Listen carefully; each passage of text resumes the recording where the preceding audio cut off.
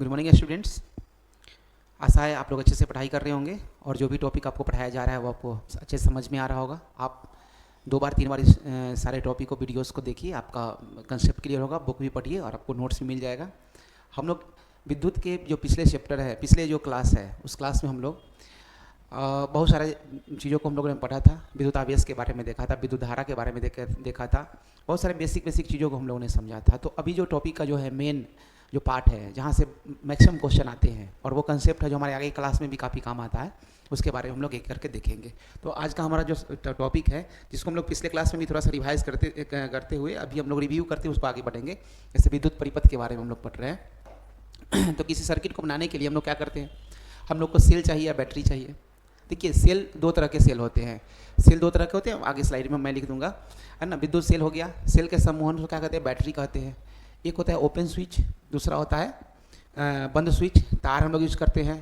तार का जोर को कैसे हम लोग डिनोट करेंगे, विद्युत बल्ब कैसे उसको डिनोट करेंगे सर्किट में। बल्ब का फोटो नहीं बनाना है, ये सब चीज़ का संकेत होता है, संकेत बना करके और हम लोग सर्किट को बनाएंगे। प्रतिरोध को इस तरीके से यूज करते हैं, परिवर्ती प्रतिरोध को इस तरीके से यूज करते हैं। ये जो प्रतिरोध होता है वो क्या होता है, फिक्स होता है, इसका मान फिक्स होता है। जैसे 5 ओम का प्रतिरोध लेना है, 5 ओम का प्रतिरोध को लगा दिए। लेकिन कोई ऐसा सिस्टम जिसमें बार बार किसी प्रैक्टिकल को करने के लिए हमको प्रतिरोधों का मान बदलना पड़े, उस कंडीशन में क्या करेंगे, तो उस कंडीशन में हमको प्रतिवर्ती प्रतिरोध का यूज करना चाहिए, ताकि बार बार किसी भी इसको हमको प्रतिरोध को खोलने बंद करने का, हटाने और उसको नया शिफ्ट करने का हमको जरूरी ना पड़े। ठीक है। उसका एमीटर भी सर्किट में लगाते हैं, विद्युत धारा का मेजरमेंट करने के लिए। वोल्टमीटर वोल्टेज को पता करने के लिए हम लोग लगाते हैं। आइए, इन सब का उपयोग क्या है। ये सब का उपयोग जो ओम्स लॉ हम लोग पढ़ते हैं, वोल्टेज और करंट के बीच में जो रिलेशन को देखते हैं, उसका संबंध को देखते हैं, उसके बारे में हम लोग देखेंगे। हम लोग सबसे पहले एक विद्युत परिपथ के बारे में हम लोग जानते हैं कि विद्युत परिपथ को किस तरीके से हम लोग डिजाइन करेंगे। देखिए, सबसे पहले हम लोग को क्या चीज़ चाहिए, तो हम लोग को सबसे पहले जो चीज़ चाहिए वो चीज़ चाहिए तार, वायर चाहिए, चालक चाहिए। चलिए, चालक चाहिए। चालक, ये जो जितना जो पीले कलर से जो लाइन खींचा जा रहा है वो सब क्या है, सब के सब है चालक। अब ये तार लिए, तार है, अब यहाँ भी है,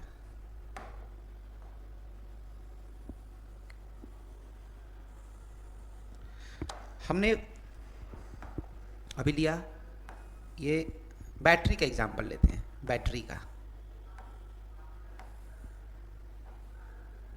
एग्जांपल, फिर बैटरी को किससे जोड़ेंगे हम लोग, तार से जोड़ेंगे।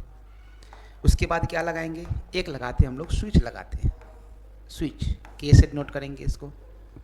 फिर उसके बाद किसका उपयोग करेंगे हम लोग उपयोग कर रहे हैं किसका, हम लोग उपयोग कर रहे हैं फिर से तार को।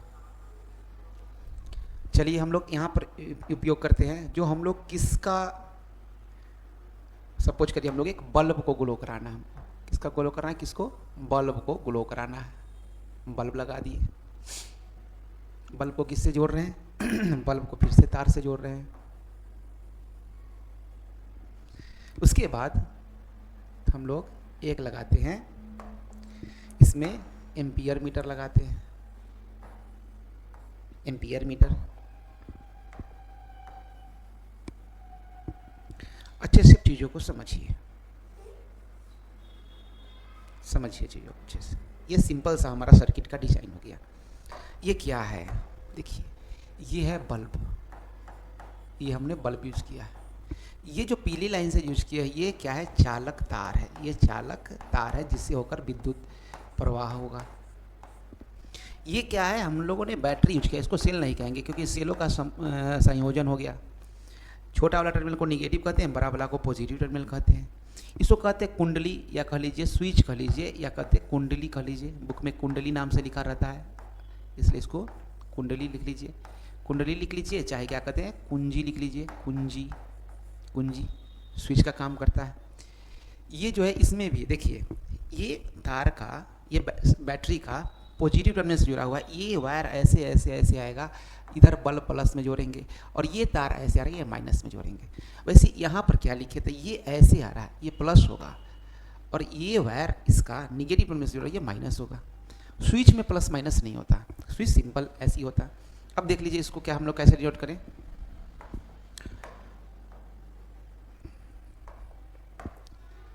आइए, चीज़ों को थोड़ा सा हम लोग अच्छे से समझते हैं। ये एमीटर, ये क्या है, ये है आमीटर कह लीजिए इसको। आमीटर चाहे एम्पियर मीटर भी कहते हैं, एम्पियर मीटर भी कहते हैं।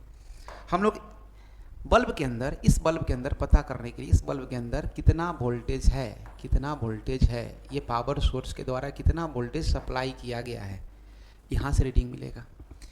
इसके अंदर भी क्या है, ध्यान रखना होगा, यहाँ पॉजिटिव टर्मिनल वायर से जुड़ा हुआ है तो ये इधर पॉजिटिव वाला फेज है, इधर निगेटिव वाला फेज है। ऐसे करके ये सिंपल सा सर्किट को हम लोग डिजाइन करते हैं। चलिए स्विच को हम लोग क्या करते हैं, स्विच को हम लोग करते हैं, स्विच को कर देते हैं हम लोग ऑन। स्विच को हम लोगों ने क्या किया, ऑन कर दिया। स्विच को क्या कर दिया हम लोग, ये जो स्विच हो गया ये हो गया ऑन। जैसे ही स्विच ऑन होगा करंट फ्लो होना शुरू, विद्युत धारा करंट आई, इसको आई से किसको नोट करेंगे, विद्युत परिपथ में विद्युत धारा प्रवाह होना शुरू, ऐसे होके इधर से होके ये होके तार से, एक एक चीज़ को बताएंगे कैसे क्या हो जाएगा। फिर ऐसे होके ये क्या होगा, ऐसे रोटेशन होता जाएगा। इसमें जो रोटेशन होगा इस तरीके से रोटेशन होगा, किसका, विद्युत धारा का। इसको चाहे हम लोग ए से भी लिखते हैं, ए से लिखिए चाहे आई से लिखिए, सर्किट पे निर्भर करेगा। आइए आगे देखते हैं हम लोग बातों को, हर चीज़ को अच्छे से समझना है। देखिए ये हम लोग सिंपल सा सर्किट डिजाइन किया। सिंपल सा सर्किट डिजाइन करने के बाद हम लोग को क्या मिला, ये क्या मिला हमको, ये समझना है कि ये तार है, तो तार का सिंपल सा यूज़ का, जैसे चांदी का सबसे बेस्ट जो सुचालक होता है वो चांदी का तार होता है, लेकिन चांदी का तार यूज़ नहीं करते हम लोग, कॉपर का, तांबे का तार यूज़ करते हैं, एल्युमिनियम का भी तार यूज़ कर लेते हैं, ठीक है। उसके बाद ये जो बल्ब है या कोई भी हमको मटेरियल को जोड़ना होता है जिसको हमको उपयोग करना है। आखिर हमको उपयोग क्या करना है, पंखा चलाना है, बल्ब जलाना है, किसका उपयोग करना है, वो इलेक्ट्रिक जो अप्लायंसेज होते हैं, उपकरण होते हैं, उसको लगाते हैं। उसमें कितना वोल्टेज सप्लाई आ रहा है उसके लिए क्या लगाते हैं हम लोग, वोल्ट मीटर लगाते हैं। ये क्या है आपका, इसका नाम लिखना छूट गया, ये जो हो गया आपका, ये है वोल्ट मीटर। वोल्ट मीटर, इसमें कितना वोल्टेज है इसका रीडिंग पता करते हैं हम लोग वोल्ट मीटर से। ये वोल्ट मीटर है। तो वोल्ट मीटर में देखिए, अगर करंट इधर से होकर चला जाएगा, पोटेंशियल पता नहीं चलेगा, तो इसके अंदर में रेसिस्टेंस कितना होता है, बहुत ज़्यादा होता है, बहुत हाई रेसिस्टेंस होता है। जब हाई रेसिस्टेंस होगा तो क्या होगा, इधर ब्लॉक करेगा, ये ब्लॉक करेगा, इधर भी क्या होगा, नहीं आएगा। तो इसके दोनों के बीच का जो ये पॉइंट ए और बी है, इसके बीच में क्या होगा, अंतर हो जाएगा पोटेंशियल का। अब उसको क्या करता है, ये रीड कर लेता है। तो वोल्ट मीटर को इसलिए इलेक्ट्रिक अप्लायंसेस की हमेशा कैसे लगाएंगे, तो हमेशा लगाएंगे समानांतर लगाएंगे। क्या लगाएंगे, समानांतर लगाएंगे, क्योंकि तार के अंदर के चीज़ को हम लोग प्रतिरोध को नहीं बदल सकते। इसलिए वोल्टमीटर में पूछा भी जाता है कि वोल्टमीटर में प्रतिरोध कितना होता है, तो वोल्टमीटर में प्रतिरोध ज़्यादा होना चाहिए, ज़्यादा होता भी है। अगर एक कहे कि आइडियल वोल्टमीटर कैसा होगा, तो कहेंगे उसमें अनंत प्रतिरोध हो, अनंत प्रतिरोध हो। उसके बाद आइए, आमीटर को कैसे जोड़ा जाता है, आमीटर को श्रेणी क्रम में जोड़ा जाता है। आमीटर को किससे में जोड़ा गया, श्रेणी क्रम में जोड़ा गया। इसमें जो प्रतिरोध होगा, इसमें अगर एक आइडियल क्या बोलते हैं आमीटर हो, एम्पियर मीटर भी इसको कहते हैं, अगर हो तो उसमें क्या नगण्य प्रतिरोध हो, नगण्य प्रतिरोध। तो इससे होकर करंट आएगा, ये करंट को रीड कर लेगा, क्योंकि वायर से होके आएगा। जैसे स्विच को ऑन करेंगे और ये इसके अंदर जो केमिकल मैकेनिज्म है वो चलते रहता है, जिससे इलेक्ट्रॉन फ्लो कराते रहता है। ये इसमें फेज क्या है, इलेक्ट्रॉन का फ्लो जो है, इलेक्ट्रॉन का फ्लो इस तरीके से है, इधर से इधर से। तो करंट क्या होता है, उल्टा डायरेक्शन में चलता है, इलेक्ट्रॉन के उल्टा क्या होता है, विद्युत धारा चलता है। ये हमारा सिंपल सा सर्किट का हम लोग के बारे में हम लोग देखें।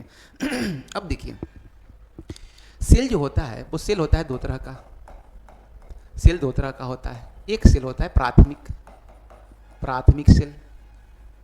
एक जो सेल होगा वो कैसा सेल होगा, एक सेल होगा प्राथमिक सेल, दूसरा सेल होगा द्वितीयक सेल।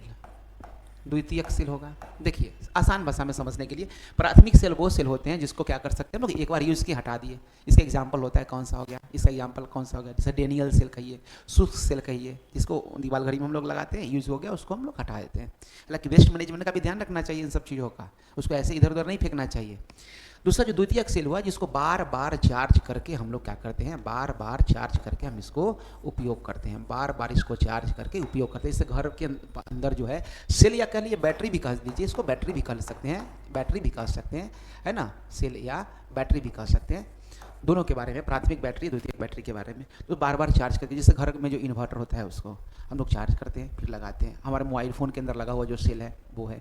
तो उसके अंदर जो सेल है वो सेल कैसा है, तो वो सेल है, एक होता है एसिड सेल है, कैसा है, एसिड सेल, और दूसरा कह लीजिए अल्कली सेल। कैसा, अल्कली सेल, अल्कली सेल। ये दो तरह के जो सेल है वो किस सेल के उदाहरण है, ये द्वितीयक सेल के उदाहरण है। इस चीज़ को थोड़ा सा ध्यान में आप लोग रखना है।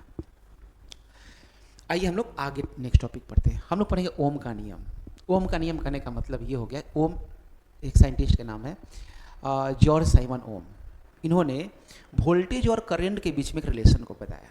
क्या बताया कि किसी भी सर्किट में समझिए ओम का नियम क्या बताता है। ये भी क्वेश्चन भी आप लोगों को एग्जाम में पूछा भी जाता है। किसी धातु के तार में, जैसे कोई धातु का क्या हो गया, ये है धातु का तार, ये धातु का क्या हो गया, ये तार है। अब धातु के तार के साथ क्या हो रहा है, देखिए तार में प्रवाहित होने वाली विद्युत धारा, इसमें हम बैटरी जोड़ के या सेल जोड़ के करंट को प्रवाह कर दिए। उस तार के सिरों के बीच, अब तार का एक सिरा मान लेते हैं ये है ए पॉइंट, तार का एक सिरा ए पॉइंट, और ये क्या हो गया, ये बी है। विभव के अनुक्रमानुपाती होती है। क्या होती है, अनुक्रमानुपाती होती है। मतलब इसमें विभव तो वोल्टेज हो गया। कहानी क्या गया कि अगर इसमें उत्पन्न विभव उत्पन्न कैसे होगा, तो या तो सेल के द्वारा होगा, या फिर किसके द्वारा होगा, या फिर होगा बैटरी के द्वारा। सेल के द्वारा होगा चाहे बैटरी के द्वारा होगा। अब सेल या बैटरी, अब ये समझने वाला बात है। कॉलम बनाते हैं, उसी का बना हुआ ये क्या है, छोटा सा डायग्राम बना हुआ। मान लीजिए इसमें हम लोग वोल्टेज अप्लाई कर रहे हैं, इसमें क्या अप्लाई हो रहा है, करंट अप्लाई हो रहा है। और इसमें हम लोग जो रेशियो लेते हैं वो कैसा है, V/I का रेशियो लेते हैं। समझिए, सपोज कीजिए कि हम पहला फेज में, फर्स्ट केस में हमने यहाँ पर 12 वोल्ट का बैटरी अप्लाई कर दिया। इसके अंदर हम क्या किए, एक हम एम्पियर मीटर को लगा दिए। इसके अंदर हम क्या किए, इसके अंदर हम लोग क्या किए, एक एमीटर को लगा दिए, एमीटर को, जो करंट को क्या कर रहा है, रीड कर रहा है करंट को। 12 वोल्ट का अप्लाई किए तो पता चल रहा है कि इसके अंदर सपोज करिए कि 2 मान लेते हैं 2 एम्पियर करंट उत्पन्न हो गया। 2 एम्पियर 12 वोल्ट का जब बनाए, 12 वोल्ट रखे तो कितना करें, 2 एम्पियर। अब 12 में 2 से भाग देंगे, कितना वैल्यू आ गया, 6 आ गया। फिर से दूसरा एक्सपेरिमेंट कर रही है। 12 वोल्ट की जगह मान लीजिए कोई कहता है 18 वोल्ट का यूज कर लिया, 18 वोल्ट।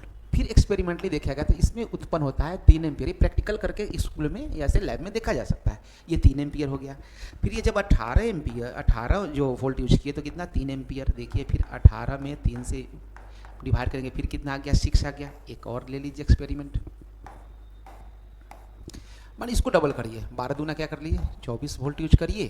फिर ये भी डबल हो जाएगा, कितना हो जाएगा, 4 एम्पियर हो गया। कितना हो गया ये, 24 एम्पियर, 24 वोल्ट 4 एम्पियर। अब 24 में आप 4 से भाग दीजिए, कितना आ गया, 6 आ गया। मतलब ये जो हो गया VI, यही क्या होता है, इसका रेशियो कोई क्या कहते हैं, रेसिस्टेंस कहते हैं। इसमें भी 6 वैल्यू, इसमें भी 6 वैल्यू, इसमें भी 6 वैल्यू।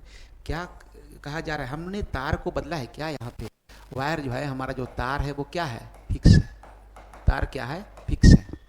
हमने वायर को नहीं बदला है।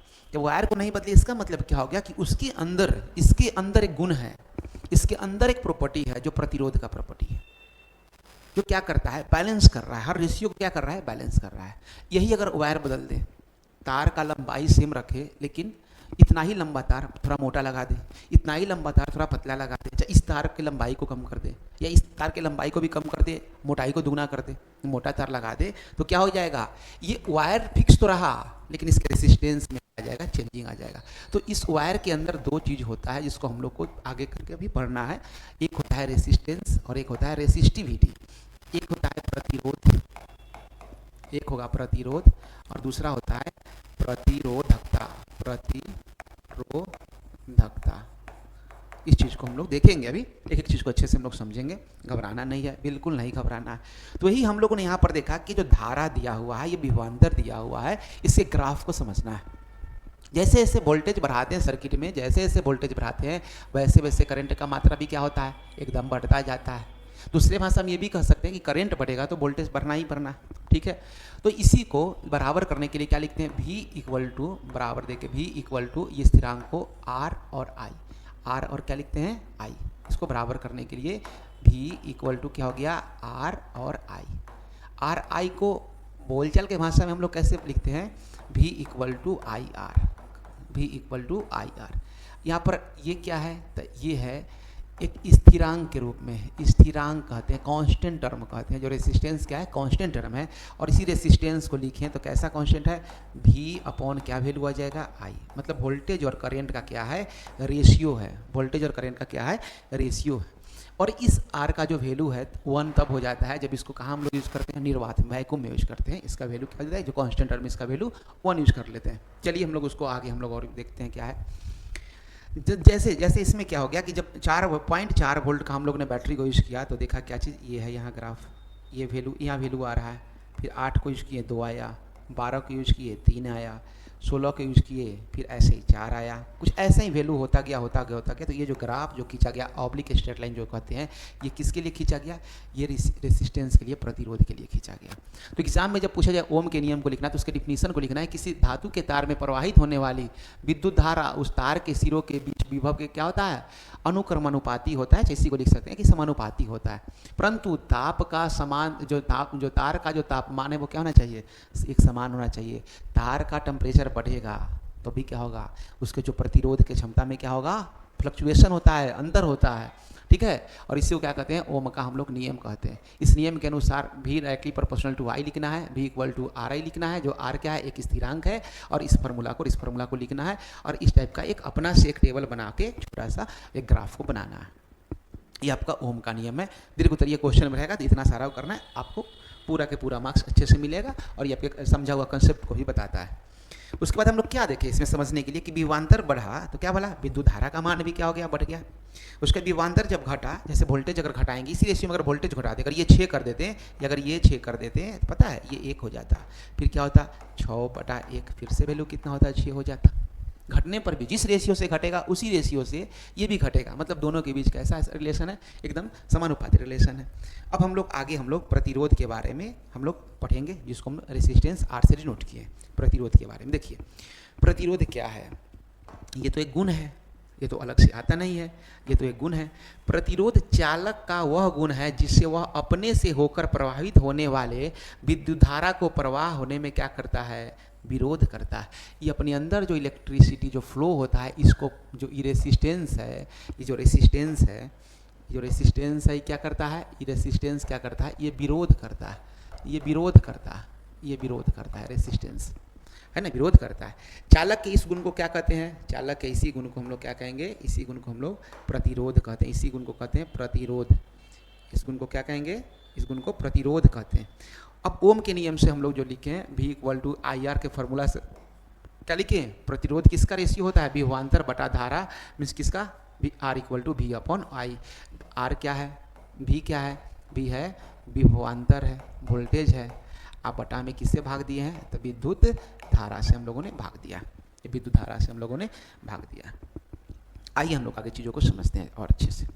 देखिए अब प्रतिरोध है, हम लोग जो फार्मूला को जो हम लोग यहाँ पर लिखे हैं, फार्मूला को जो लिखे हैं, क्या लिखे, फार्मूला आया था, हम V इक्वल टू IR लिखते हैं। ठीक है। इसी को हम लोग आगे बढ़ाएं तो रेसिस्टेंस इक्वल टू क्या लिख सकते हैं, V अपॉन I लिख सकते हैं, V अपॉन I। ठीक है। अब ये रेसिस्टेंस का जो यहाँ पर जो R है, R का इंग्लिश है रेसिस्टेंस, हिंदी में कहते हैं प्रतिरोध। V क्या है, V है पोटेंशियल डिफरेंस, वोल्टेज है, विद्युत विभव कर लीजिए इसको। I क्या है, I क्या है, I करंट को बताता है, इलेक्ट्रिक करंट को। ये क्या हो गया, विद्युत धारा है, विद्युत धारा है। ये 3 चीज़ का रिलेशन है। अब समझिए इसको और अच्छे तरीके से।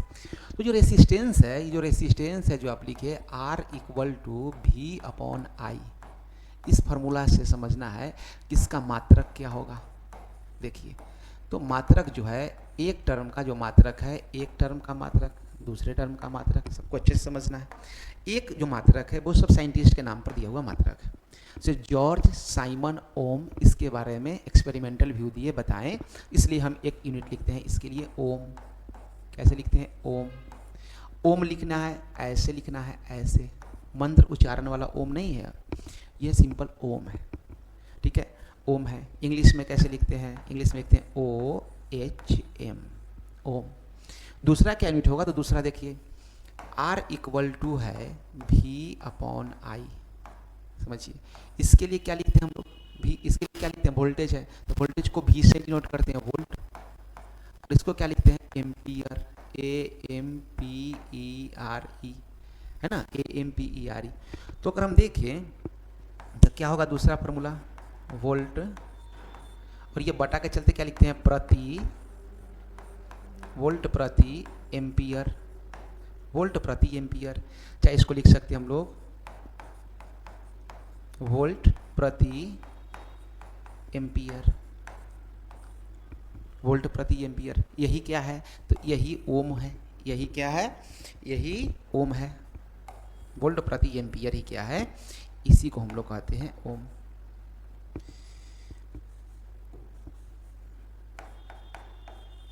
इसी को हम लोग ओम कहते हैं। अब आगे देखिए, हम लोग आगे देखते हैं, ये जो टर्म हम लोगों ने अभी देखा, इस फार्मूला से हम लोग इसको सीखिए अच्छे से। अब देखिए, हम लोग देखें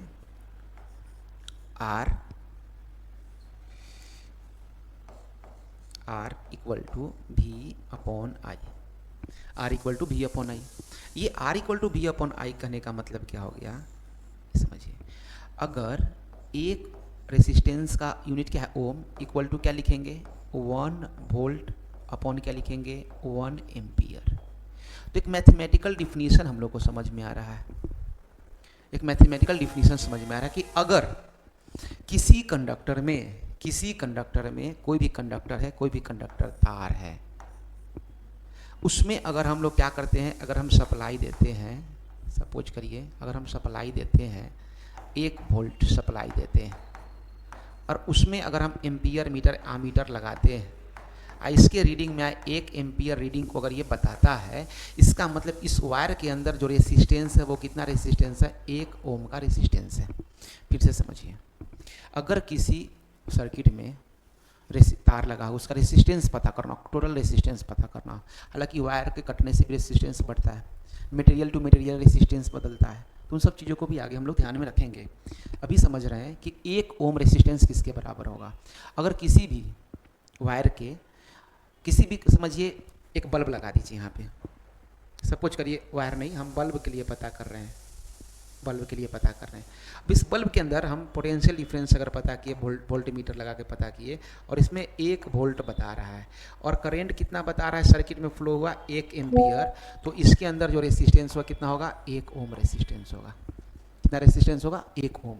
इसलिए इसको लिखा गया कि 1 ओम को कैसे डिफाइन करेंगे, तो 1 ओम को डिफाइन करने के लिए 1 वोल्ट अपॉन 1 एम्पियर, क्योंकि वोल्ट प्रति एम्पियर यूनिट है, किसका यूनिट है, रेसिस्टेंस का यूनिट है। ऐसा है, आप लोग को अच्छे से समझ में आ रहा होगा। अब हम लोग आगे देखते हैं इसके टॉपिक को और देखते हैं। ये 1 ओम को हम लोगों ने डिफाइन किया कि वोल्ट पर एम्पियर को हम लोगों ने डिफाइन किया। एक है परिवर्ती प्रतिरोध, प्रतिवर्ती प्रतिरोध को कहते हैं रियोस्टेट, कहते हैं इसको इंग्लिश में रियोस्टेट। मतलब इसके अंदर क्या होता है कि जो प्रतिरोध है उसका एक रेंज दिया रहता है, एक रेंज दिया रहता है, ये फिक्स वैल्यू में नहीं होता है, एक रेंज के टर्म में होता है। जब किसी प्रैक्टिकल को काम में लिया जाता है तो इस युक्ति का हम लोग क्या करते हैं, यूज करते हैं, है ना। और ये धारा नियंत्रक का काम करता है, किसका काम करता है, ये विद्युत धारा का नियंत्रक के रूप में भी इसको हम लोग कहते हैं। अब देखिए, हम लोग आगे पढ़ेंगे एक चीज़ को कि वे कारक जिन पर चालक का प्रतिरोध निर्भर करता है। ये चालक जो है, ये चालक जो ये तार है, इसका प्रतिरोध किस किस चीज़ पे निर्भर करता है। बहुत इंपॉर्टेंट टॉपिक है ये, इसको अच्छे से समझिए, कैसे न्यूमेरिकल आएगा और बहुत बढ़िया होगा। थोड़ा कैलकुलेटिव होता है लेकिन कोई दिक्कत नहीं है।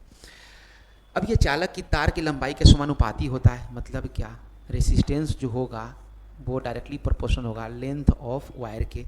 मतलब चालक के तार की लंबाई को हम लोग किसे नोट किए, एल से नोट किए। दूसरा देखिए, दूसरा बात देखिए, दूसरा बात क्या है, अनुप्रस्थ काट के क्षेत्रफल के व्युत्क्रमानुपाती होता है। मतलब दूसरा जो रेसिस्टेंस है, अगर ये तार का है तो ये इन्वर्सली प्रोपोर्शनल होता है 1 अपॉन किसके, 1 अपॉन ए के। ये तार है, तार को कट करें, अनुप्रस्थ काट जो दिखेगा, लगभग तार कैसा होता है, बेलनाकार का होता है, तो उसका जो अनुप्रस्थ काट होगा उसका क्या होता है, व्युत्क्रमानुपाती होता है। मतलब तार जितना अधिक मोटा उतना ही उसमें रेसिस्टेंस कम, तार जितना पतला उतना ही उसमें रेसिस्टेंस अधिक। ये डायरेक्टली प्रोपोर्शनल क्या मतलब हुआ कि तार जितना ज़्यादा लंबा उतना ही अधिक रेसिस्टेंस। इसलिए घर में वायरिंग करते समय इस चीज़ का ध्यान देना चाहिए कि वो ऐसा टेक्निकल यूज़ करना चाहिए, टेक्नीशियन को बोल के, जो इलेक्ट्रीशियन आते हैं उनको बोल करके वायर कम से कम हम रनिंग फेज में रखें। उतना ही कम रेसिस्टेंस होगा। अब हम रेसिस्टेंस का आगे रोल प्ले देखेंगे, जितना कम रेसिस्टेंस उतना ही क्या होगा, इलेक्ट्रिकल एनर्जी खपत नहीं होगा। जितना इलेक्ट्रिकल एनर्जी कम खपत होगा उतना हमारे घर में बिजली बिल कम आएगा। ये सब एक दूसरे से लिंकअप है। इसलिए हमेशा मिस्त्री को बोलिए आप वैसा हमारे घर के जो वायरिंग के लिए डायग्राम बनाइए जिसमें क्या हो, तार कम से कम खपत हो, नहीं तो वो सिंपल चीज़ तो देगा, आप जीवन भर आपका बिजली बिल जो होगा वो अधिक आता रहेगा। ठीक है। और दूसरा चीज़ पता है, दूसरा चीज़ जो कि रेसिस्टेंस के बारे में थोड़ा सा आप लोग को जान लेना है कि ये टेम्परेचर के बारे में, जो रेसिस्टेंस बढ़ाने से, रेसिस्टेंस बढ़ाने माने तापमान बढ़ाने से रेसिस्टेंस भी क्या होता है, बढ़ता है। तापमान बढ़ेगा तो रेसिस्टेंस क्या होगा, बढ़ जाएगा। ये तीन बातों को हम लोग अभी देखेंगे, ये बहुत ही भी यही बात है। और दूसरा, पदार्थ की प्रकृति पर निर्भर करना कि किस टाइप का प्रकृति का है ये तार। पदार्थ की प्रकृति, पदार्थ की प्रकृति को किसे नोट करते हैं हम लोग, रो से नोट करेंगे। इसको क्या पढ़ेंगे, रो, RHO, रो से पढ़ेंगे। इन चारों चीज़ों को हम लोग मिला के नेक्स्ट स्लाइड में अभी हम लोग सीखेंगे।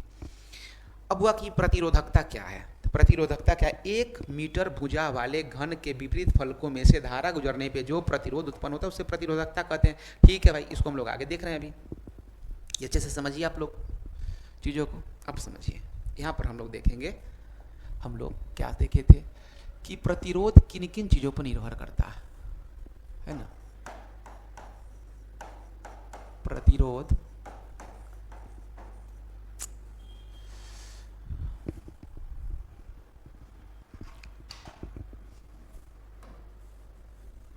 प्रतिरोध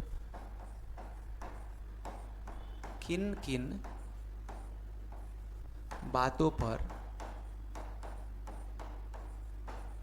निर्भर करता है, निर्भर करता है। ये चीज़ को हम लोग को देखना है, ये हमारा टॉपिक है। देखिए, प्रतिरोध जो पहला जो निर्भर करेगा, वो पहला जो बात होगा उसको कहेंगे तार के लंबाई पर। तार के लंबाई को एल से नोट करते, तार के लंबाई पर। कहने का मतलब कि जितना अधिक तार का लंबाई होगा उतना ही अधिक उसका क्या होगा, प्रतिरोध होगा। दूसरी बात क्या है, तार के अनुप्रस्थ काट पर, तार के अनुप्रस्थ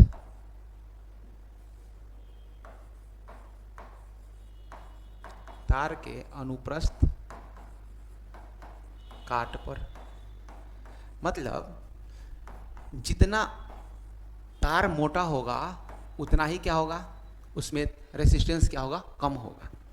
तीसरा बात देखिए, तापमान पर। और किसका तापमान, तार का तापमान चेक करना है, बाहर जाके मौसम का तापमान नहीं देख लेना रहा। ये क्या हो गया, रेसिस्टेंस डायरेक्टली प्रोपोर्शनल होता है किसके, टेम्परेचर ऑफ वायर का, तार के तापमान का। नेक्स्ट चलिए, नेक्स्ट है एक और बात है, चौथा है तार के प्रकृति पर। तार के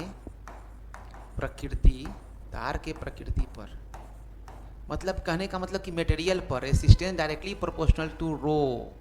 मतलब ये किस टाइप के मटेरियल का बना है, मटेरियल क्या है, कैसा मटेरियल। तांबे का तार है, अब वो तार का चाहे जितना ज़्यादा लंबाई हो, चाहे जितना मोटाई हो, मटेरियल तो नहीं बदला, मोटाई पतला बदल रहा है, प्रकृति तो वही है इसका। तो वो जो तार जो होगा वो कैसा होगा, वो तार का जो प्रतिरोधकता होगा वो ये फिक्स हो जाएगा।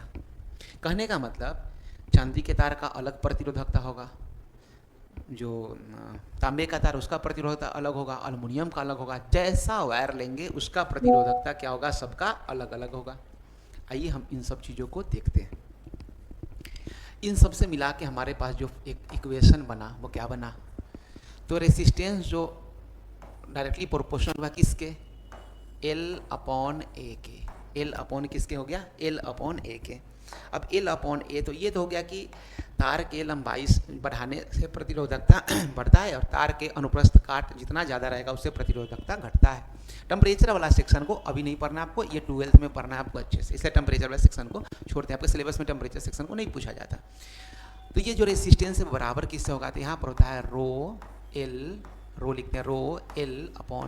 ये रो वही है जो क्या आया, तार का कैसा है, ये तार की प्रकृति है, नेचर है कि आखिर ये वायर है कैसा।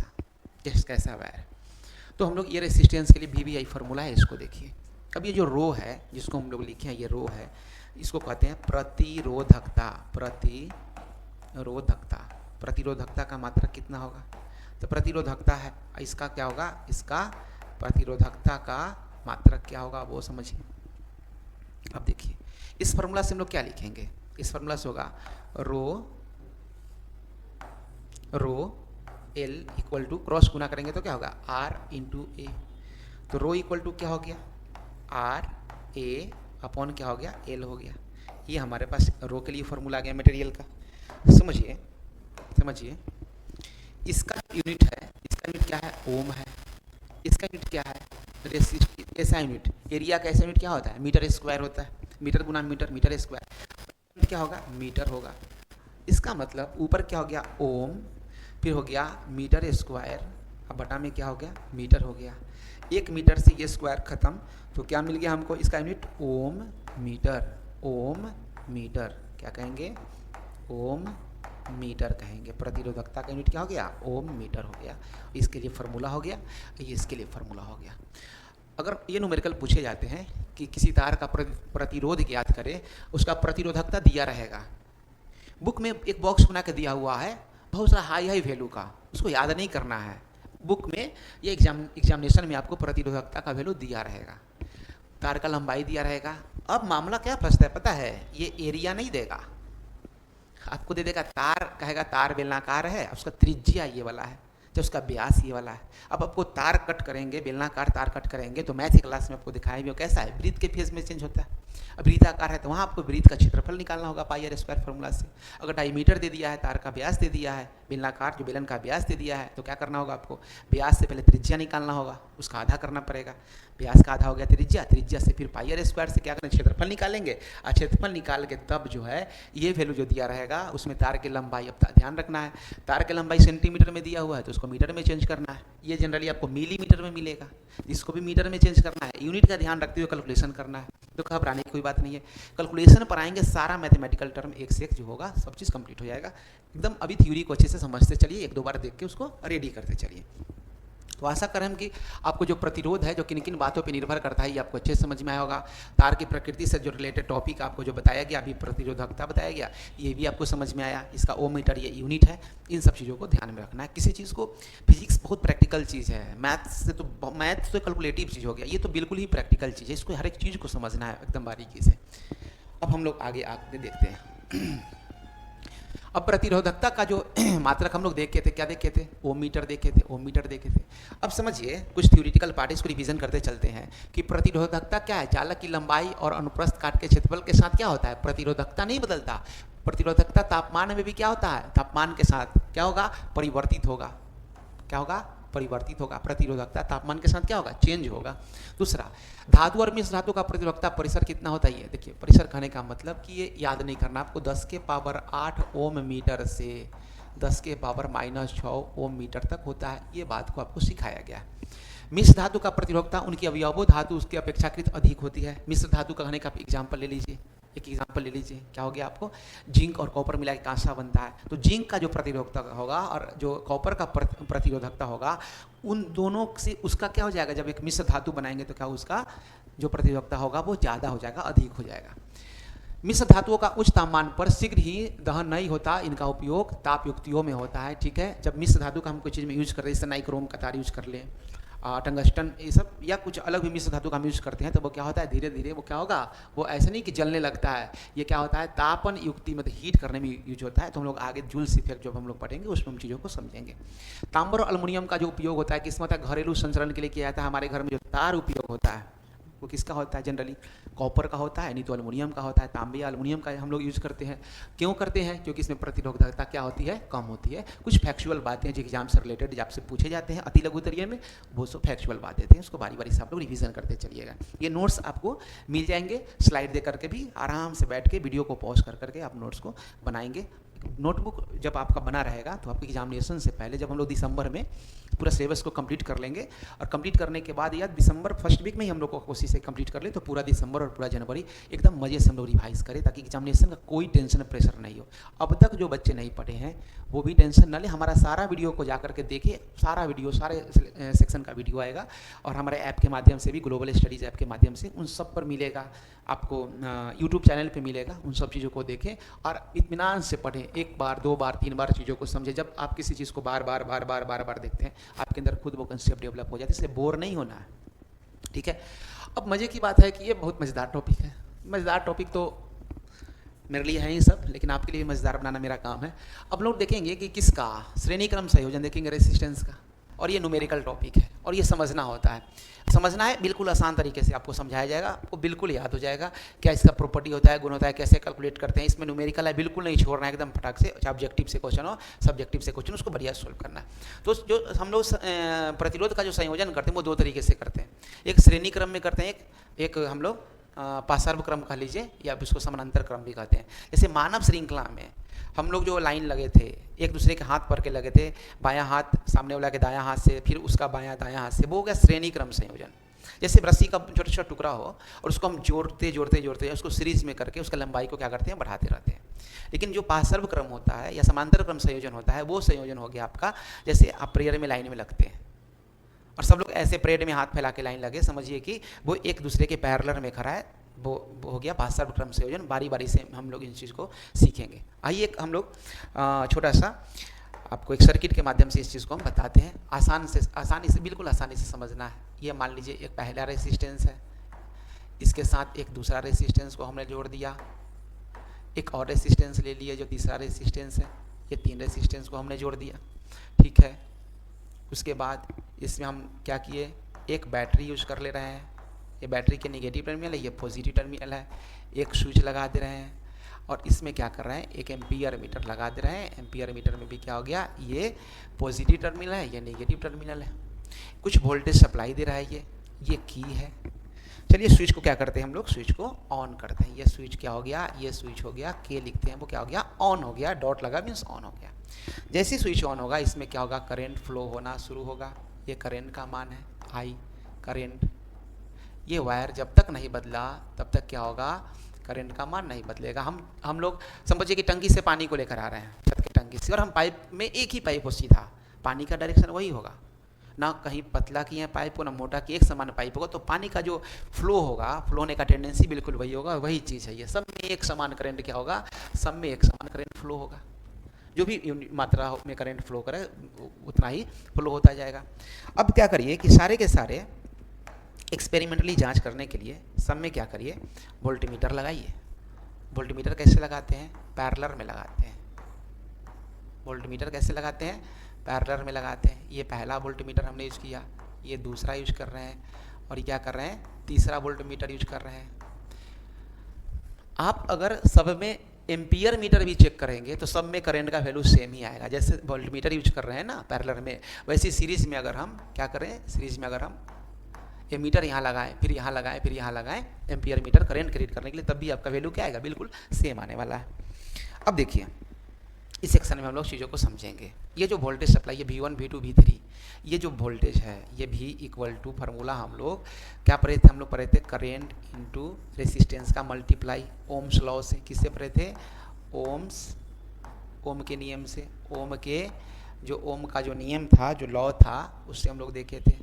ओम के नियम से हम लोग इस चीज़ को देखे थे। ये है। अब देखिए तो यहाँ पर जो वोल्टेज है, पहले वाले रेसिस्टेंस से वोल्टेज क्या आएगा, तो वोल्टेज का फॉर्मूला है करंट इनटू में पहला रेसिस्टेंस, दूसरा ये V1 का वैल्यू, ये V2 का वैल्यू क्या होगा, करंट इनटू दूसरा रेसिस्टेंस, और ये V3 का वैल्यू कितना होगा, करंट गुना ये तीसरा रेसिस्टेंस। ये वैल्यू हो गया, ये करंट गुना तीसरा रेसिस्टेंस। हम लोग जो ओम्स लॉ में देखे थे फार्मूला को, यहाँ मैं लिख दे रहा हूँ V equal to I R. तो रेसिस्टेंस R इक्वल टू क्या हो गया, V बाई आई होगा। इस फार्मूला को थोड़ा सा समझते चलिए, देखते हैं इसको यूज़ करके। अब देखिए यहाँ पर वैल्यू क्या है, हम लोग हैं V, हम लोग क्या लिखे यहाँ हो गया। ये फार्मूला के लिए हम लिखे कि जो रेसिस्टेंस है तो सीरीज में है, तीनों के तीनों जुड़े हुए सीरीज में। इसका वैल्यू क्या होगा, इसका वैल्यू क्या होगा, इसका वैल्यू हम लोग को पता करना है। तो हमारे पास थ्योरी में क्या मिला है कि v इक्वल टू क्या वैल्यू मिला है,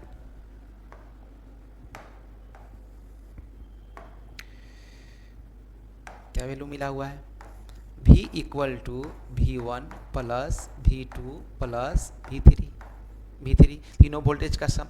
और ये v का मान क्या होगा, तो v का मान होगा i इंटू जो टोटल रेसिस्टेंस जो सीरीज में जोड़ के आएगा, इक्विवेलेंट रेसिस्टेंस।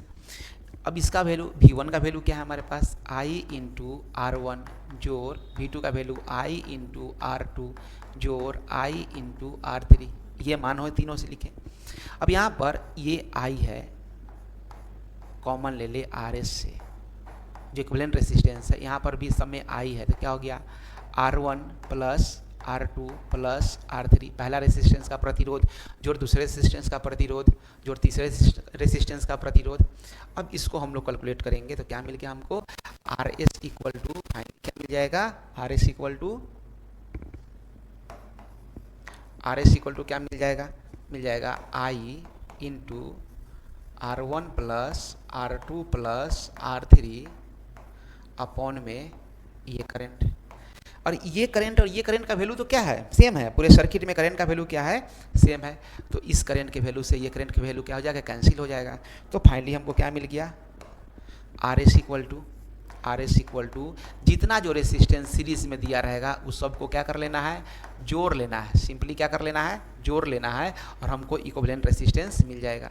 कहीं कहीं आपको REQ भी लिखा हुआ मिलेगा, तो घबराना नहीं है। RS सीरीज में जुड़ा होगा इसलिए S से सीरीज जोड़ते हैं, नहीं तो इन तीनों के बदले कौन सा रेसिस्टेंस होगा, इसलिए इक्विवेलेंट लिखते हैं। इसके लिए भी same formula R1 plus R2 plus R3, ये हमारा होगा रेसिस्टेंस इन सीरीज। अब कभी कभी क्वेश्चन में दिया रहता है कि मान लीजिए कि सारे के सारे रेसिस्टेंस एक ही वैल्यू का होगा, सब एक ही वैल्यू का होगा, तो क्या करेंगे। तो अब मान लीजिए ये 2 ओम का है, ये भी 2 ओम का है, ये भी 2 ओम का है, तो 2 जोड़ 2 क्या लिखिए, 6 ओम लिख लीजिए, या नहीं तो 2 गुना 3 ठो ऐसे 2 गुना 3 कर लीजिए। तो वो एक ही कंसेप्ट एक ही है, ज़्यादा उसमें ट्रिकबाजी में नहीं जाना है, कंसेप्ट पे चलना है, ठीक है। आइए हम लोग आगे हम लोग देखेंगे कौन सा टॉपिक को हम लोग सीखेंगे, पार्श्वक्रम संयोजन। श्रेणी क्रम हो गया, अब हम लोग देखेंगे पार्श्वक्रम संयोजन का, ठीक है। प्रतिरोधी के समांतर क्रम संयोजन के लिए हम लोग फिर से क्या करते हैं, एक डायग्राम को बनाते हैं। समझिए अच्छे से, मन लगा के पढ़ना है, आप लोग को बहुत अच्छे से पढ़ा रहे हैं हम लोग, काफ़ी मेहनत कर रहे हैं आप लोगों के लिए, आप लोग बहुत मज़े से पढ़िए। देखिए एक रेसिस्टेंस हमने ये ले लिया और एक रेसिस्टेंस हमने ये ले लिया, एक रेसिस्टेंस, इसमें भी 3 रेसिस्टेंस ले लेते हैं। छोटा छोटा चीज़ों को पहले अच्छे से समझिए। इसको ऐसे, इसको ले जाके सब को तार को एक जगह क्या कर लिए,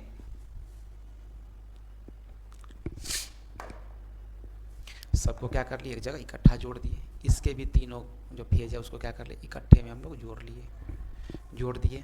और जोड़ने के बाद क्या कर रहे हैं, इसमें तार जोड़ के ऐसे ला के ऐसे लिए, इसमें भी तार जोड़ के ऐसे ला करके ऐसे लिए, इसमें क्या कर दिए, सेल या बैटरी जरूरी होगा ही होगा, उसको जोड़ दिए। फिर उसके बाद एक स्विच जरूरी होगा, एक स्विच को लगा दिए, एक स्विच को लगा दिए। स्विच जोड़ने के बाद फिर ये कंप्लीट हो गया। एक ये है स्विच है, इसका कुछ ना कुछ वोल्टेज होगा। इस रेसिस्टेंस का नाम दे दिए R1, इस रेसिस्टेंस का नाम दिए R2, इस रेसिस्टेंस का नाम दे दिए R3 दे दिए। कहानी अच्छे से इसको समझना है, ये भी बहुत ही आसान है। स्विच को हमने कर दिया ऑन, करंट क्या होगा, भागना शुरू। करंट I मान लेते हैं, I करंट जनरेट हुआ, I करंट रन करना सर्किट में शुरू, यहाँ तक आया। सोचिए जरा, इस पॉइंट तक वही करंट आएगा। एक पाइप है ये, मान लीजिए यहाँ से 3 पाइप बदल गया है, क्या सब में बराबर ही पानी जाएगा, नहीं, ये बाधा है। रेसिस्टेंस क्या है, बाधा है। जो पाइप में जितना अधिक जगह होगा, जितना रनिंग करने की कैपेसिटी होगा, उतना ही क्या होगा, इसी में पानी जाना शुरू होगा, वैसे ही इलेक्ट्रॉन वैसे ही दौड़ेगा। तो ये करंट जो है यहाँ पर क्या हो जाएगा, इस ब्रांच में आएगा, ये बट जाएगा 3 भाग में। ये मान लेते हैं इसमें करंट I1 आया, इसमें करंट I2 आया, इसमें करंट I3 आया। और यहाँ से वायर चेंज नहीं हुआ तो फिर क्या हो जाएगा, इसमें I1 I2 I3 यहाँ तक आएगा। और ये फिर से करंट कौन सा बन जाएगा, I बनेगा, जो किसका सम होगा, तीनों का सम होगा, I1 I2 और I3 का सम होगा। और फिर ऐसे ही करंट आके आके ये रोटेशन होता चला जाएगा। ये तो चीज़ों को हम समझे कि कैसे करंट का क्या होगा, डिस्ट्रीब्यूशन होगा। क्या समझे, पैरेलल कनेक्शन में समानांतर श्रेणी में करंट बढ़ा और सीरीज कनेक्शन में वोल्टेज बढ़ा, ध्यान रखना। आइए अब इसके जो कथा कहानी है उसको हम लोग अच्छे से समझते हैं। फार्मूला को दिखाते, आपको ये नहीं पूछा जाएगा कैसे फार्मूला है, आप समझिए फार्मूला जब हम बनाकर आपको देंगे उससे क्वेश्चन पूछा जाएगा। आइए समझते हैं। हम लोग जानते हैं ओम के नियम के हिसाब से, क्या जानते हैं, ओम के नियम के अनुसार, ओम के नियम के अनुसार देख लीजिए कहानी क्या है भाई। हम लोग पढ़े V = IR, V = IR, ये पढ़े हम लोग, बहुत अच्छी बात है। उसके बाद देखिए अब इसमें क्या होगा कि जो करंट है, टोटल करंट वो बढ़ रहा है तीन फेज में, I1 + I2 + I3। वोल्टेज सबके सब में क्या है, क्योंकि पैरेलल है, देखिए यहाँ से यहाँ वोल्ट मीटर लगाएंगे तब भी ये भी, इसमें वोल्टेज क्या है, इसमें वोल्टेज सब में क्या है, वोल्टेज जो विभव है, विभव क्या है, विभव क्या है, एक समान है, विभव हो गया एक समान, विभव हो गया एक समान। अब आइए हम लोग आगे की चीज़ को किस तरीके से हम लोग फार्मूला को बनाएंगे। इसके बदले में जो हम लोग लिखे, जैसे फार्मूला में हम लोग को क्या पता करना होगा, ये बढ़ रहा है तो I1 = क्या होगा, तो हम लोग इस फार्मूला से क्या लिखेंगे, I = क्या होगा, V/R लिखेंगे। ये R उधर डिवाइड में हो जाएगा, V/R, ये फार्मूला यूज करेंगे। तीन करंट है, तीन रेसिस्टेंस है, तो तीन तरह की करंट डिस्ट्रीब्यूशन है, I1 I2 I3। I1 का मान कितना होगा, तो क्योंकि वोल्टेज सब में सेम ही है, अपॉन इसके अंदर रेसिस्टेंस पहला, फिर V/ क्या हो गया, R2 हो गया, फिर V/ क्या हो गया, R3 हो गया। आइए हम लोग तीनों वैल्यू को रखते हैं। जो I है हम लोग क्या लिखें, I = I1 + I2 + I3, ये तीनों वैल्यू को हम लोगों ने लिखा, I1 + I2 + I3। तो I के लिए क्या लिखे फार्मूला, वोल्टेज अपॉन, क्योंकि रेसिस्टेंस ही किस में है, पैरेलल में है, तीनों पैरेलल में है, इसलिए RP, इस R के जगह P डिनोट करने के लिए लिखते हैं, सिंपल R भी लिख सकते थे, बराबर I1 का वैल्यू क्या हो गया, यहाँ से देखिए V/R1 जोड़, फिर V/R2 जोड़, V/R3, ठीक है। अब यहाँ से जब हम कॉमन लेंगे क्या हो गया, कॉमन V कॉमन लेंगे, है ना, V कॉमन लेंगे, इधर जगह नहीं, इधर लिखते हैं हम लोग, V/RP का वैल्यू क्या हो जाएगा, यहाँ पर सब में V है, कॉमन ले लिए तो क्या हो गया, 1/R1 जोड़ 1/R2 जोड़ 1/R3। ये V से ये भी क्या हो गया, ये कैंसिल हो गया, इस V से इस V को कैंसिल किए, तो फार्मूला क्या बन गया, 1/RP = 1/R1 + 1/R2 + 1/R3। ऐसे ही फार्मूला तीन था, तो तीन को सीरीज कनेक्शन में क्या देखे थे, सिंपल जोड़ते थे, जितना रेसिस्टेंस था। पैरेलल कनेक्शन में क्या है, एक बटा करके उसके व्युत्क्रम करके जोड़ते हैं। मजे की बात समझिए एक और बताइए, सीरीज कनेक्शन में आपको ये वैल्यू आया था, ये वैल्यू आया था, ये वैल्यू आया था, ये दोनों सेम ही चीज़ लिखा हुआ है। सीरीज कनेक्शन में रेसिस्टेंस डायरेक्टली जुड़ेगा, मान क्या होगा, रेसिस्टेंस का मान क्या होगा, बढ़ेगा। और पैरेलल कनेक्शन में देख लीजिए रेसिस्टेंस का मान क्या होता है, एक बटा उतना, तो दो जोड़ दो जोड़ दो जोड़िए, चाहे 1/2 जोड़ 1/2 जोड़ 1/2 जोड़िए, किसका मान अधिक आएगा, जो डायरेक्टली संख्या को जोड़ रहे हैं उसका मान। इसका मतलब सीरीज कनेक्शन में रेसिस्टेंस का मान क्या होता है, बढ़ता है, और पैरेलल कनेक्शन में क्या होगा, रेसिस्टेंस का मान क्या होगा, घटेगा। ये भी ध्यान रखना है पढ़ाई के साथ साथ कंसेप्ट को, ठीक है। इसको अच्छे से समझना है, क्वेश्चन हम लोग और इस पे बनाएंगे, चिंता नहीं करना है, आपको ये इसका एप्लीकेशन सीखना है, हमने ये समझाने का काम किया है, क्योंकि अच्छे से आपको समझ में ऐसा नहीं लगे कोई चीज़ को रटना है। अब देखिए श्रेणी क्रम संयोजन के तुलना, यहाँ पर कुछ थ्योरेटिकल बात को बताया गया है, इसका क्या है कंपेरिजन, ठीक है।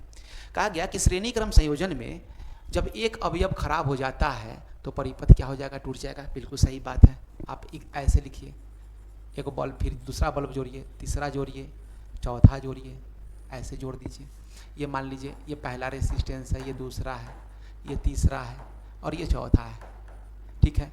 कोई एक अगर मिस्टेक हुआ, कोई एक, अच्छा इसका अगर सीरीज रेसिस्टेंस लिखना तो कैसे लिखना है, simple R1 plus R2, R2 plus R3 plus R4। मान लीजिए इसी से ऐसे जोड़ते जोड़ते बहुत ज़्यादा रेसिस्टेंस Rn तक, नंबर ऑफ तक, तो कैसे जितना मर्जी दिया हुआ है ना उतना तक को क्या कर देंगे हम लोग, जोड़ देंगे, ठीक है।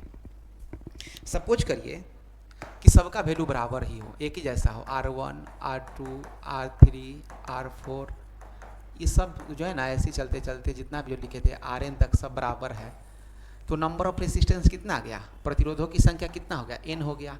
तो सिंपली लिखने के लिए आप ये भी लिख सकते हैं कि Rs equal to n into R, जो रेसिस्टेंस का वैल्यू वो भी लिख सकते हैं, उसमें गुना कर दीजिएगा। अब 20 ठो लगा हुआ है मान लीजिए, और 5-5 ओम का लगा हुआ है, तो 5 गुने 5, 20 बार 5 को जोड़िए, चाहे 5 में 20 से गुना कर दिए, बात तो एक ही हो गया ना, उतना ओम आपका आ जाएगा इक्विवेलेंट रेसिस्टेंस, ठीक है। आइए जो हम लोग समझ रहे थे चीज़ों को, तो इसमें देख रहे थे कि अगर इसमें कोई भी एक अगर डैमेज हो गया, बीच में कहीं से भी कोई एगो डैमेज हो गया, मान लीजिए ये अगर ख़राब हो गया, ये अगर क्या हो गया, ख़राब हो गया, तो सर्किट डैमेज हो जाएगा, करंट फ्लो नहीं करेगा। तो ये इसका ड्रॉबैक होता है, सर्किट क्या होगा, कोई भी अवयव खराब हो जाएगा तो क्या होगा, परिपथ टूट जाता है, करंट फ्लो नहीं होगा, तब कोई काम नहीं करता, कोई भी काम नहीं करता। अलग अलग अवयवों में अलग अलग धारा की जरूरत होती है, वह गुण श्रेणी क्रम में उपयुक्त नहीं होता, इसलिए हम लोग क्या करते हैं, श्रेणी क्रम में धारा एक जैसी रहती है। पार्श्व संयोजन में प्रतिरोध क्या होता है, कम होता है। हम लोग देखे थे कि श्रेणी क्रम में और पार्श्व क्रम में जोड़ने पर क्या होता है, दोनों में जो हम लोग इसको अभी हम लोग देख लेंगे, अभी समझ लेंगे इसको। अब देखिए समझ ही लेते हैं। मान लीजिए कि ऐसे हम लोग लगाएं, एक रेसिस्टेंस हो गया, दूसरा रेसिस्टेंस हो गया, तीसरा रेसिस्टेंस हो गया, चौथा रेसिस्टेंस हो गया, ये R1 है, R2 है, R3 है, R4 है, ऐसे जोड़ते जोड़ते जोड़ते जोड़ते बहुत सारा ऐसे जोड़ते जोड़ते जोड़ते ही लास्ट में हम लोग ले लिया Rn वैल्यू का ले लिया, सबको इकट्ठा जोड़ के ये वैल्यू है हमारा। करंट इधर से जा रहा है, इधर आउट हो रहा है, करंट इधर से जा रहा है, इधर आउट हो रहा है करंट। ये अगर हो तो इसका इक्विवेलेंट रेसिस्टेंस कैसे निकालेंगे, इसके इक्विवेलेंट रेसिस्टेंस निकालने के लिए क्या लिखें, 1 अपॉन, मान लीजिए बहुत सारा है Rn, तो क्या लिखेंगे 1 upon R1 plus 1 upon R2 plus 1 upon R3 plus, ऐसे जोड़ते जोड़ते सबको क्या करेंगे 1/Rn कर देंगे। समझिए अगर 5-5 ओम का हो तो ये कितना हो जाएगा, 100 ओम हो जाएगा, मतलब इसमें रेसिस्टेंस क्या हो गया, ज़्यादा होगा। और इसमें 1/5 1/5 1/5, जैसे इसमें अगर 5-5 ओम का एक ठो मान लीजिए, सबके सब कितना कितना ओम का हो, सपोज करिए इसमें सबके सब हो 5-5 ओम का, सबके सब हो, सबके सब हर एक जो रेसिस्टेंस है वो कितना हो, मान लेते हैं दोनों में 5-5 ओम का ही हो, तो इसमें क्या कंडीशन होगा पता है, इसमें इक्विवेलेंट रेसिस्टेंस हो जाएगा 20 गो है, मान लीजिए ये n का वैल्यू मान लेते हैं 20 गुने 5, तो कितना हो जाएगा, कितना हो जाएगा 100 ओम हो जाएगा, ये 100 ओम हो जाएगा। इसमें अगर देखिए तो क्या हो जाएगा, ये सब ऐसे ही दिया हुआ है, तो इसको लिखेंगे n Guna 1/r, resistance in parallel, इतना कॉमन ले लेंगे ना, सबके सब वैल्यू बराबर होगा, तो n का वैल्यू कितना है, n का वैल्यू कितना है 20 गुना 1/5, कितना से कटेगा 4 से, कितना आ गया 4 ओम आ गया। तो प्रतिरोध 20 ठो मान लीजिए सीरीज में जोड़े, उसी रेसिस्टेंस को हम पैरेलल में जोड़े, तो रेसिस्टेंस किस में कम आया, ये रेसिस्टेंस का वैल्यू क्या हो गया, हमको कम वैल्यू आएगा। इसमें रेसिस्टेंस क्या आ गया, इसमें रेसिस्टेंस क्या होगा, इसमें रेसिस्टेंस क्या होगा, ज़्यादा होगा। ये बात समझिए। अब देखिए हम लोग इसको पढ़ने से पहले थोड़ा सा एक चीज़ को हम लोग देखेंगे।